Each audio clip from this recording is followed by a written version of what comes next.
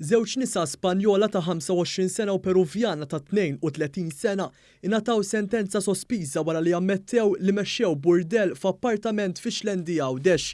Il-prosekuzzjoni akkużathom ukoll bi prostituzzjoni filwaqt li l-Peruvjana ammettiet li serqet u aggrediet lill-Ispanjola. Fil-qorti ta' Għawdex ġie spjegat li fl-appartament instabu flus u anke ammont ta' kontraċettivi u ma kienu ilhom f'Għawdex biss ftit ġimgħat u kienu waslu biex jitilqu minn Malta. L-avukat difensur qal li dawn in-nisa huma vulnerabbli.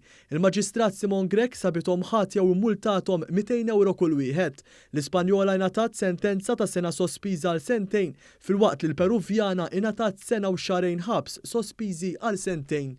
Mario Baldacchino ta' 51 sena minn Ħall Ormi ġie kkundannat 9 xhur ħabs u multa ta' 4,000 euro wara li tressa l-qorti akkużat li f'Settembru tas-sena l-oħra kien ħebb għal diversi uffiċjali tal-Pulizija u kkawżalhom xi ġrieħi kif ukoll li kien reċediv.